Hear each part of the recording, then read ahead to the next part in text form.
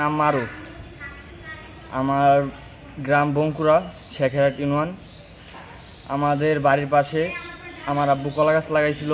ওইখান থেকে এই কেউন্দিয়া থেকে রুবেল এবং জুয়েল আসছে, আইসা কলা কাইটা নিয়ে যাওয়ার সময় আমার আব্বু দেখছে, দেখে বাধা দিছে। বাধা দেওয়ার পরে তারা আব্বু জিজ্ঞেস করছে আমাদের বাগান থেকে কেন তোমরা কলা কেটে নিয়ে যাচ্ছ। তখন বলছে যে এটা তোমাদের কলা গাছ না, এটা আমাদের, আমরা তাই নিছি।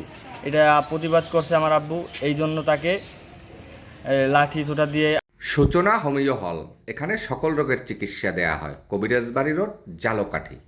আঘাত করছে, একটা রান্দা দিয়ে কোপ দিছে। আমার আব্বুর মাথা এখান থেকে কাটতে গেছে। তারপর তারাও অনেক লোক ছিল, রুবেল জুয়েল বাদেও আরও 4-5 জন ছিল। আমার আম্মু দেখছে যে আমার আব্বুকে উল্টা আঘাত করছে, এই দেখে আমার আম্মু করতে গেছে, থামাইতে গেছে। আমার আম্মুকেও আঘাত করছে, আঘাত করে তার বাম হাত ভেঙে ফেলছে। মানে এটা আমার বাড়ির সামনে থেকে যখন কলা কেটে নিয়ে যায় তখন এইটা প্রতিবাদ করছে। তখন তারা আমাদের বাড়িতে ঢুকছে, ঢুকা আমরা নতুন বিল্ডিং শুরু করছি। একটা মহিষ বিক্রি করে 90,000 টাকা ছিল, তারা লুটপাট করে নিয়ে গেছে। এটার আমি একটা সুষ্ঠু বিচার চাই।